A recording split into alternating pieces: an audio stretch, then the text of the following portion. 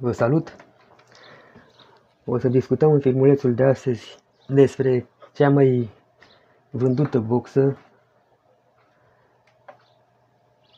și, după părerea mea, cea mai calitativă boxă portabilă de la JBL. De data aceasta este vorba de JBL Go 3.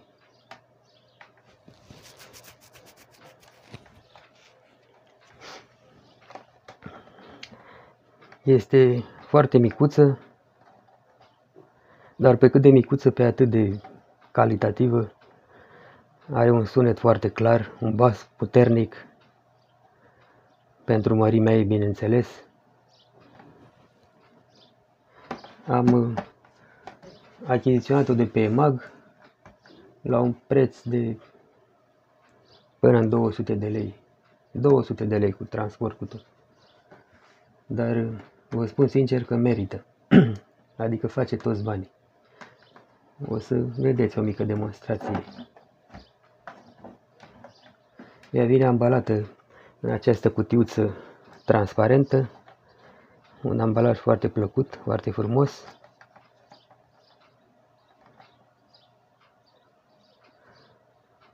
Bluetooth V5.1.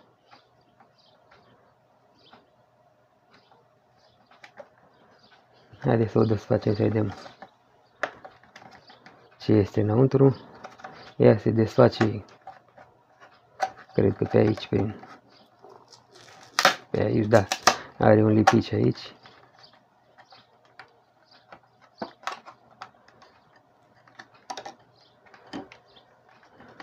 Foarte drăguț ambalajul.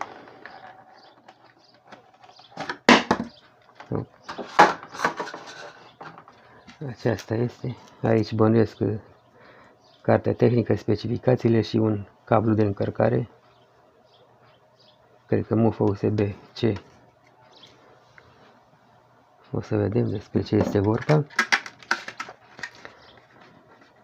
Este foarte bine ambalată, după cum se vede. Uitați, are, față de celelalte boxe predecesoarele acestea, JBL Go și JBL Go 1, 2, aceasta are o textură, o țesătură, deci este foarte plăcută la atingere și plus față de acelea are și o agățătoare. Mă rog, poate agăța deget sau se poate pune la cureaua pantalonului cu o carabină, mă rog. Are aici pe una dintre laterale niște fâșii siliconice, într-un cauciuc, un silicon, mă rog, ce e foarte antiaderente, care nu-i permite să alunece pe suprafață netedă, uitați. Are precum și pe spate, dar pe spate pare mai fin. Nu cred că... Da. Așa, aici are brandul JBL Go 3. Aici are două butonole Power și pentru împerechere Bluetooth. Așa, și aici pe una din cealaltă laterală are volumul plus, minus și play, pauză, mă rog. Așa, și pe partea cu agățătoare are și mufa de încărcare.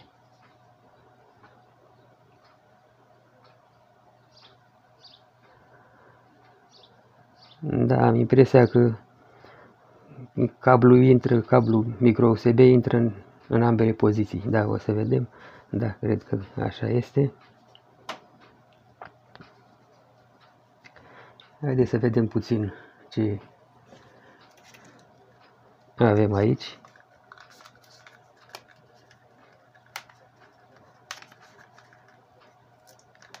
Cum se desface acesta.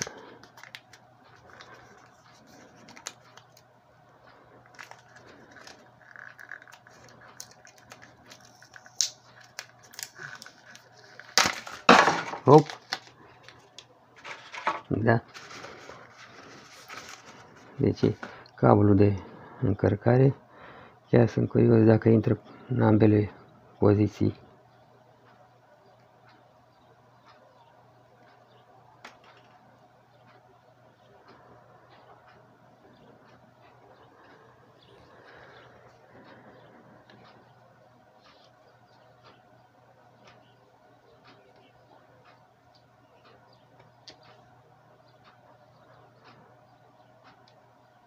Da, intră în ambele poziții, da, e un lucru bun.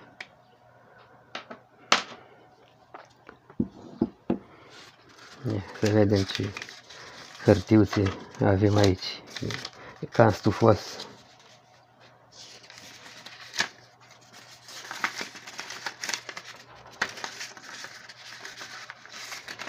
În fine, scrisul este foarte mărunt, mai trebuie o lupă.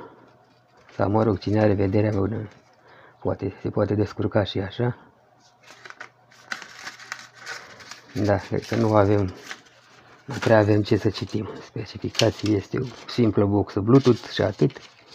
Ea nu face altceva, nu are radio, nu are...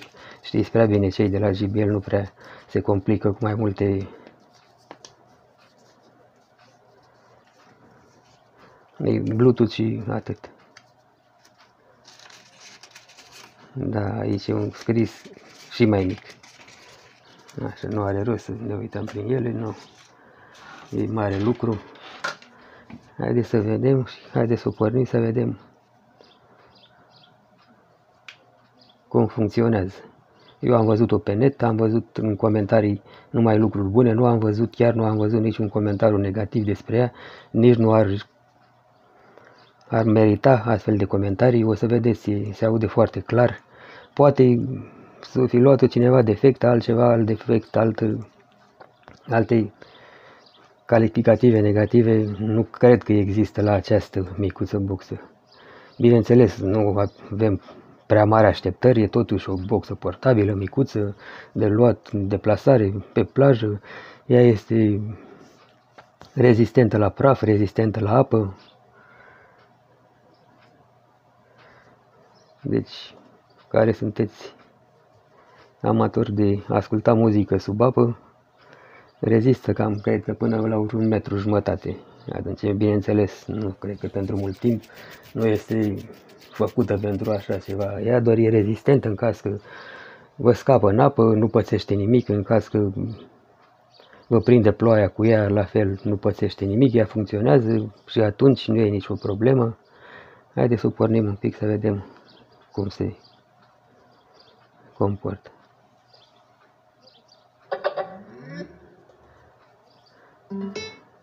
Ați auzit cum ea deja s-a conectat cred, la Bluetooth, așa.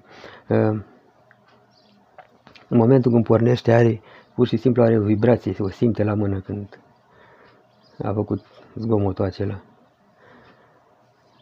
Pentru că pe față are aici difuzorul, iar aici are o membrană care redă basul, care vibrează în timpul funcționării și redă un bas foarte puternic și foarte clar. O să vedem. Haideți să o perechem cu laptopul. Avem aici laptopul. Să punem puțină muzică de pe YouTube. Bineînțeles, o să căutăm ceva gratuit ca să nu fim acuzați de copyright. Așa, să găsim. Aceasta este.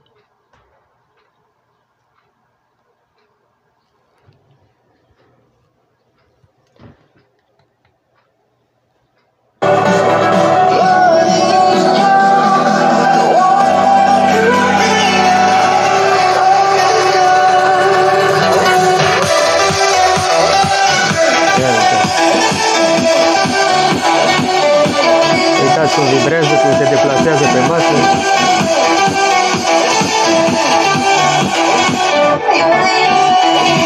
Dacă o puneți așa, nu o să mai alunece. Aceste fâșii siliconice o să fie stabile de masă.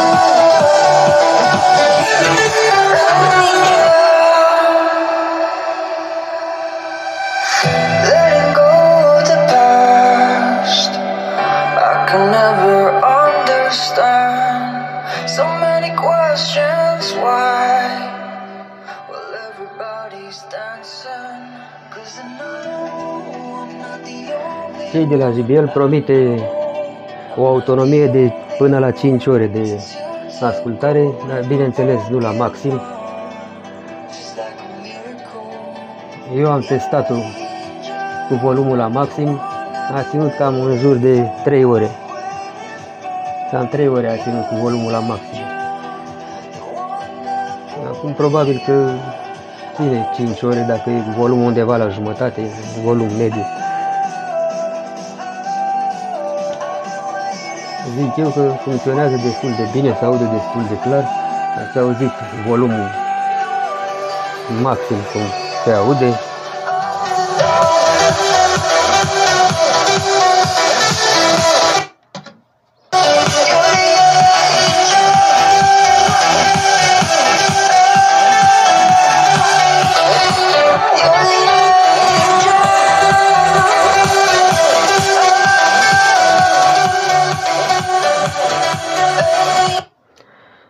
Da, eu am testat-o și în timpul încărcării, funcționează și așa, ea se și încarcă și funcționează, cred că non-stop, nu știu, eu am ținut-o aproape câteva ore, 3-4 ore.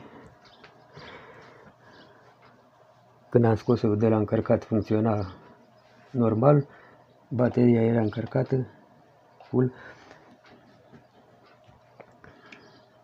Păcat că nu are și un indicator de baterie. Dar atunci când bateria se consumă, acest LED care acum se vede alb, se aprinde în roșu, un portocaliu spre roșu și se aprinde intermitent. Atunci semn că bateria nu mai ține foarte mult, ar trebui să o băgați la încărcat. Sincer să fiu, am comparat-o cu o boxă mai mare, mult mai mare decât ea, una de la Akai, are aproape aceeași performanță. Bine, nu știu dacă aceasta are un bas mai puternic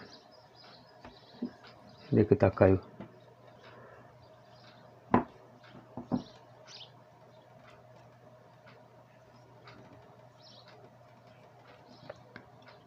Și uitați-vă care e diferența dintre ele. Deci să funcționeze la aceeași capacitate, una aceasta și una ca aceasta, este o performanță totuși, cred eu.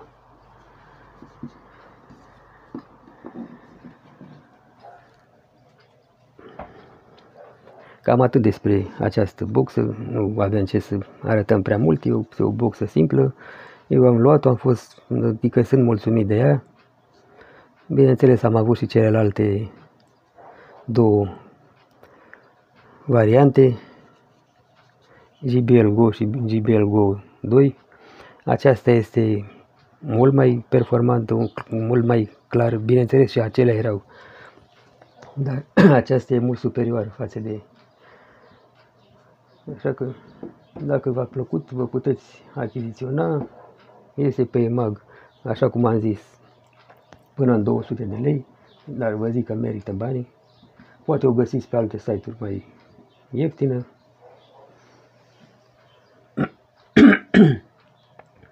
Atât la filmulețul ăsta, ne vedem la filmulețul următor. O zi bună să aveți!